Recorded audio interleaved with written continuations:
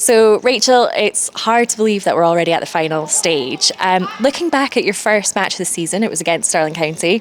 I know you're finishing your season with a final against Stirling County, but there's been plenty of action in between that.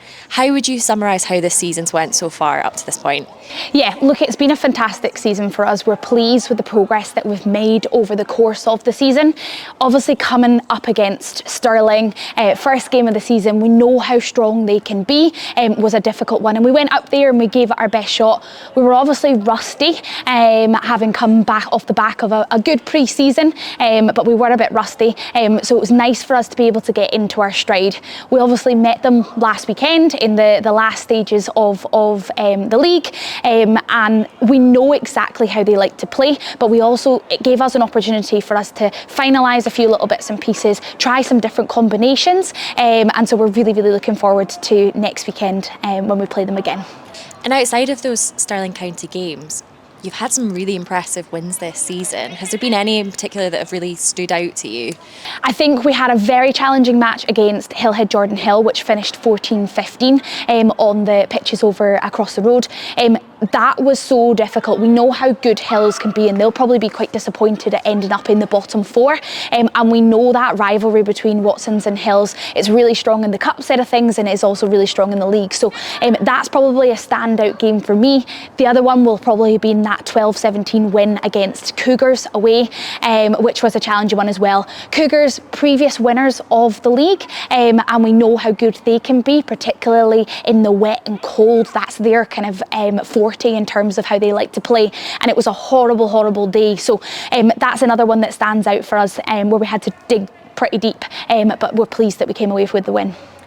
The beauty of finals is that it all just comes down to this 80-minute, regardless of the season. So we have seen you do that 80 minutes performance as sort of recently. Earlier this year, you won the Sarah Beanie Cup, and it really was that 80-minute performance, going down to the wire, 39-30 against Hills. And you guys are very well versed in these big moments and these showpiece moments in particular. How much do you look back at a final performance like at Silver Saturday and take that confidence that you really do turn up in these major moments? Yeah, I think it's something that we would pride ourselves on. We are a team who can play for 80 minutes. The depth that this squad has as well. We have the ability to have a starting team, but we also have the depth that comes off the bench and brings experience and talent. So we're really looking forward. We know that it is going to be an 80-minute performance. We know that we are going to need to play well for those full 80 minutes. As you say, we're well versed at it with the Sarah Beanie Cup final last year, and probably more than anything we attempted to throw that one away. So fingers crossed we'll keep our foot on the gas this time round, and put in a decent performance for the full 80 minutes, and fingers crossed we come away with a win.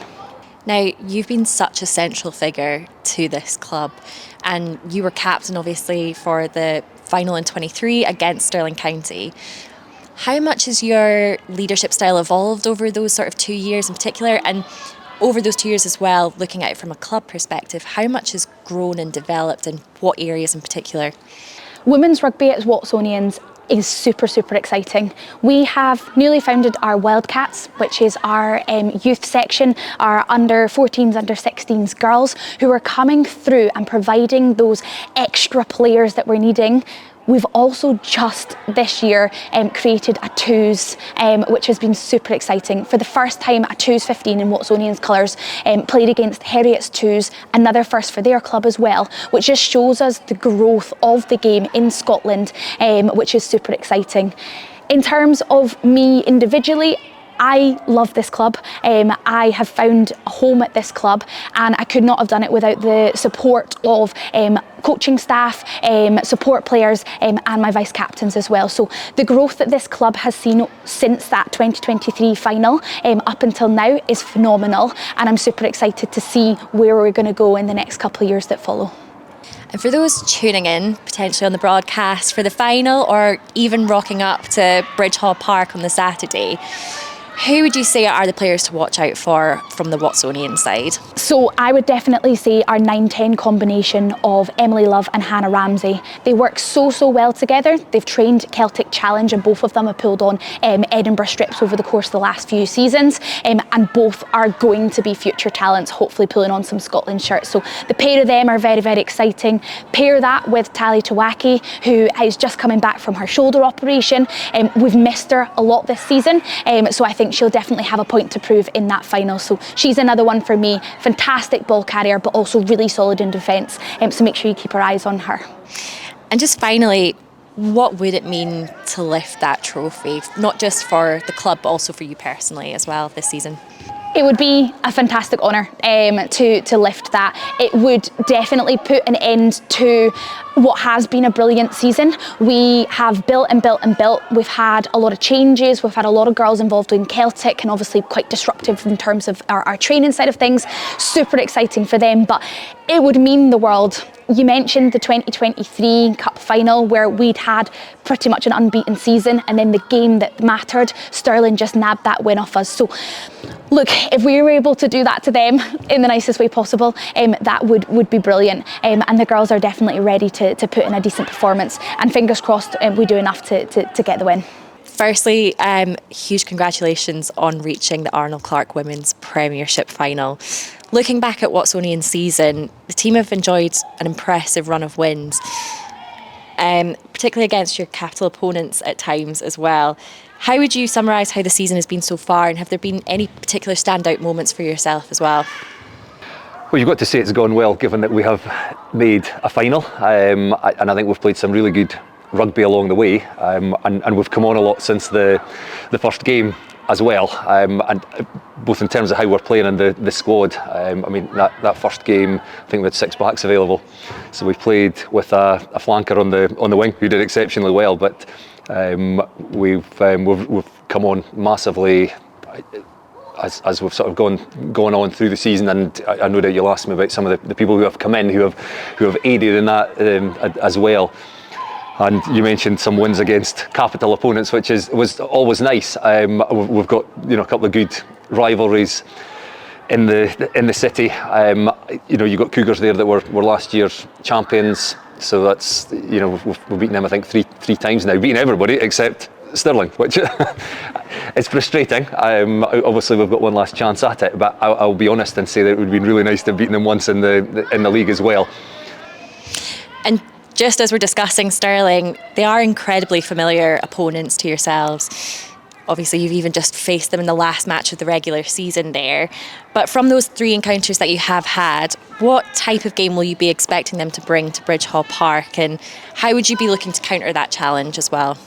The thing with Stirling is we know exactly how they're going to play. I've no doubt they'll have 1 or 2 surprises up their sleeve for us, but we know how they play.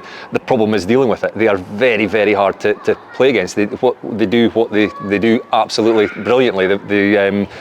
They all know the game plan. We've got some superb players, so if you can't get the ball off them, they're really difficult to beat, as they've shown this season. And credit to them, going through a season unbeaten is a great achievement. We did that 2 years ago, and then disappointingly, it still rankles a bit. We then got beaten here on this pitch by Stirling, having I think gone unbeaten in 14 games. So in terms of what we might have in store to deal with them, I obviously can't say very much, but based on the 3 encounters so far, we have to come up with something different. We can't just go in and try and do the same again, or I suspect we'll get the same outcome. So we've got a week and a half or so to sit down, get our heads together as coaches, and involve the leaders in that as well, and decide exactly how we approach the game next Saturday. And taking a step back and looking at the squad composition that you have at the moment, you seem to have a really sort of good blend at the moment of newcomers coming through along with your experienced players in the squad. How pleasing has it been to see some of those players that are newer to this really step up this season, reaching a final, and how much are they relishing that opportunity come Saturday the 13th? It's really exciting as a coach. I've been here, this is my 4th season, and I think it's fair to say this is the strongest squad we've had, both in terms of numbers. We've had, which is unusual for us, 30 some training nights, which really helps in terms of what you're doing at training. But of course, there's the challenge of getting everybody to gel. So we've got some real quality players have come in, but you've still got to put the team together, and that took a while over the first few games. And we feel we're really starting to find our form now. Hopefully, just at the right time. But yes, so there's some youngsters come in as well. We've got a lot of people not here tonight because they're involved in Celtic Challenge, which, as an aside, is one of our stated aims. We want as many people in that as well. So it's exciting to see some of the younger players in the squad, showing what they can do at Premiership level and catching the attention of the Edinburgh and the Glasgow coaches as well. Yeah, and as we were saying, those experienced players will surely be bringing back quite a lot of learnings from those environments and transferring them over to the club game. And, how much are they helping in terms of that prep and those learnings? And, even discussing with Rachel, you guys have also been at the centre of showpiece moments in the past as well. You know what it takes with some of those players in terms of those finals. We were saying about the Sarah Beanie Cup lift as well. So, what kind of experience will they be looking to draw out for this final? Yeah, well, if we start with Rachel, who you've mentioned there, I always think I'm very lucky as a coach, because you can leave pretty much everything to her. By the time you get a chance to say something at a half time or whatever, she's usually picked out everything. Even though she's got her head in the middle of everything on the pitch, she somehow works out what's happening, what's going wrong, and what we need to fix. So she's a big part of that. And I don't like picking out names. I'm just thinking back to a video session that we did last Tuesday, and you've got people like Hannah Ramsey, of course, who's been involved in the Scotland squad, and Kieran Bell as well, who they can pick out things on the video, work out what's happening in terms of the game plan. So that's some of the newer players that have come in, and as you say, they're coming in from a higher level of rugby at Celtic Challenge or international level. So you would hope that they would bring something extra to the squad. So yes, they're a big part of what happens both off the field and in terms of our preparations as well as on the field. Jodie, what a season it's been for Stirling County so far. Just in terms of looking at how it's been from August up to this point, has there been any sort of matches in particular that have really stood out in your sort of memory? Yeah, I think the one that probably sticks out is the Friday night fixture here against Watsons. I think all 3 games against Watsons have been challenging, they've been physical, and they really push us. But that Friday night one, it was just kind of a click within the team. Our lineouts were functioning, our scrums were good. It's just quite memorable. And as I was sort of saying to Mark, Watsonians are a really familiar side for you guys. From a player's perspective, what are you expecting for this contest? Physicality. I don't think anyone has come off that pitch not feeling sore. Definitely on our team anyway. Very physical. It's a fast game, always a fast game, and it'll be challenging. As Mark says, it's a final. We don't know how it's going to go. We just need to stick to our processes and how we've played all season and see what happens on the day. And for those who might be tuning in online or down here at Bridge Hall Park on the day, who should they be watching out for in the Stirling County squad? It's a good question. Standout players are obviously Katie Ainsworth. Her, over the past 4 years since we won that first Premiership, I think 3 or 4 years ago, her games, and she was amazing then. Her game has improved massively. Her kicking has been monumental for us this season. Holland Bogan they're both part of the leadership team.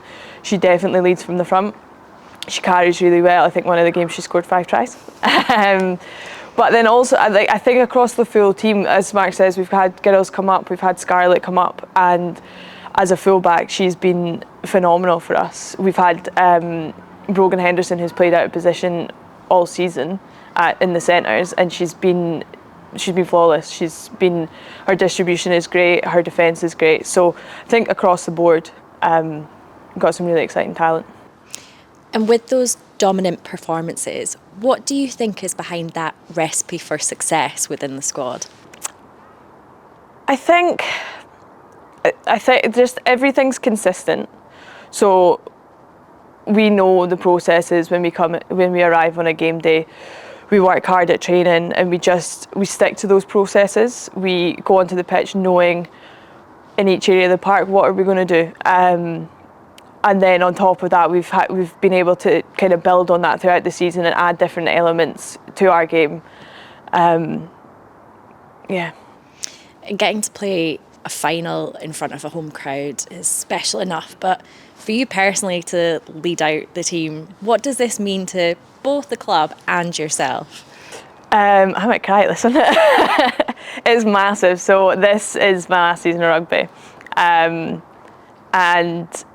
I think, and it's also a couple of the girls, Sarah Murdoch and Hev Davis, we're all retiring at the end of the season. The team's in great hands, but I think to be able to finish this part of the season at home and lead the team out, it means so much.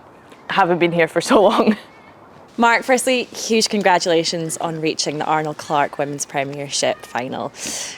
Just looking at the season as a whole, it's obviously been a very dominant run for you guys. From a coaching perspective, what's been the most pleasing aspects of Stirling County's performances that you've seen in the season so far?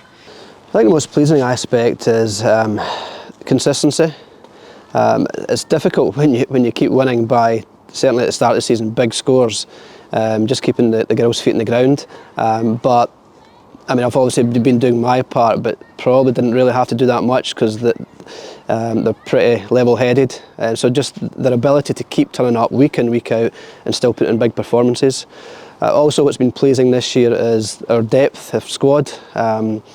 We've had few injuries, as does every other team, but we've had a lot of injuries this year, but we've managed to cover it because we've got a bigger squad, and a lot of that's to do with young girls coming up through from the 18s, and they've made a real impact this year, so it's been pleasing.